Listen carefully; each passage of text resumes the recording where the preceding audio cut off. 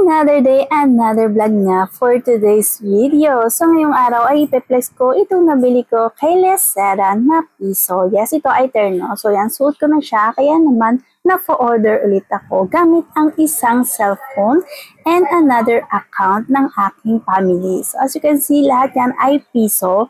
So, nagtotal lang siya ng piso. Yes, piso lang siya. Isa ka rin ba sa kagaya ko na piso abangers? Kaya naman sa video ito ay ipeplex ko yung mga nabili ko na piso lang and then yung iba nga ay free.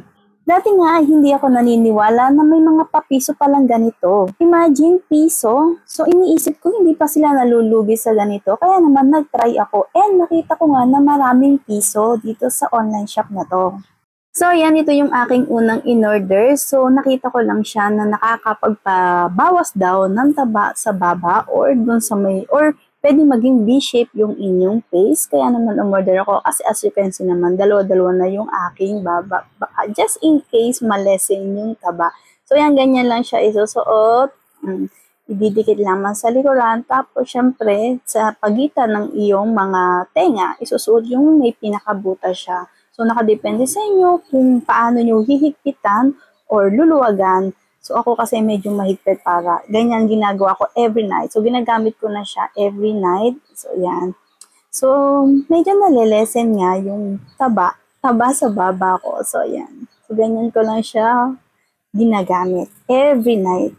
Yan. So, sulit to ha. Kasi mag-B-shape, hindi naman totally nag-B-shape pa yung face ko, pero yung baba ko ay hindi na siya masyadong nagdodoble.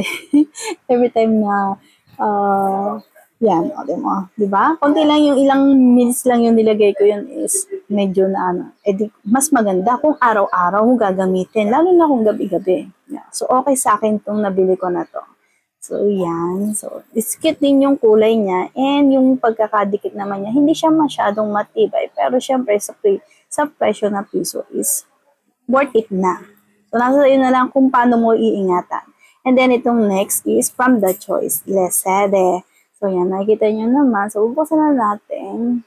So, yan. Umorder ako ng hat. So, gusto ko itong hat na to kasi napakalaki. I mean, mako-cover yung buong mukha mo sa sobrang init. Sa panahon ngayon na sobrang init talaga. So, kailangan natin ng panaklob. O yan, di ba? So, super cute and reversible din siya. Pwedeng black, pwedeng orange. So ay gusto ko naman yung kulay na orange. Kaya naman yan. Ginagamit ko siya sa pag lumalabas ako. Yan, ganyan lang. Super takip na takip yung face ko. Kasi sobrang init naman talaga. Sobrang init naman talaga ng panahon, diba? So, sulit to para sa akin kasi lagi ko din naman ginagamit. So, yan, ginagamit ko na siya araw-araw. So, sulit. So, cover na cover yung face natin. So, next nating bubuksan itong isa. So, ito ay yung headband. Super cute kasi feeling ko, meron ako nakita nito dati sa Hong Kong, sa Disneyland actually. Nakalimutan ko lang yung pangalan noong character na yun. Basta kulay, ganyan siya. Yan. So, super cute. That's why nagustuhan ko siya yung headband na yan. So, mahilig din kasi ako sa headband. And yan, meow, meow, meow. So, yan. So, cute na cute lang ako. And the next is ito. So, kailangan ko siya kasi ngayong panahon talaga na sobrang init. Hirap na hirap ako. Ayoko talagang mag-bra. So, yan. So, gusto ko na lang. Pero, syempre, nalabas din naman ako. Kaya yan, bumili ako nito. So, yan, maple tape. So, it's worth it. Super worth it. Until now, nagagamit ko pa siya. And yung pagkakadikit niya is madikit pa rin. So, nalaban ko na siya ng isang beses. And super madikit pa rin siya. And lastly, itong aking in-order. So, ito ay pina-order lang sa akin to ni nanay ko. Ito sa kanyang account. So, ito ay piso lang din. So, as you can see, it's a set of knife. So, super cute. Super cute niya. Ang ganda. So, ibang design to. Nung last time na murder din ako ng mga kutsilyo. So, iba yung pinakalaman niya.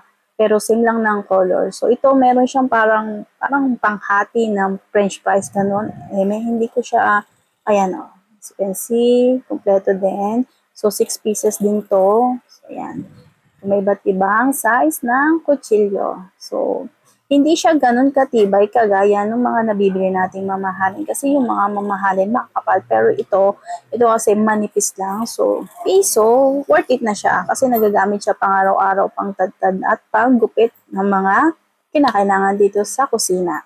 So, very worth it kasi piso lang naman lahat ng to. So, sobrang dami din na 6 set of knife. So, yan. Meron pang scraper. And ito, hindi ko alam kung para saan to. So, yan. I think para to pagka naghihiwa ka, para hindi magkaroon ng hiwa yung kamay mo. Parang pang-protekta. Yan. So, yan. Lahat yan ay piso. So, yan. Worth it lahat ng items na nabili natin. So, yan. Lahat nabuksan na natin. Lahat ng dumating sa atin na piso. And yung other is free lang. So, para sa inyo, i-check nyo yung inyong mga Lazada apps or Shopee apps para makita nyo if available yung piso sales sa inyong mga account. Yan. So, ito yung knife, yung Nivo tape, yung ating pang sa mukha, yung pang V-shape, syempre yung ating hat, and yung ating headband. So, yun lang guys. Thank you for watching. Check nyo na yung mga account nyo. Dali, habang available pa.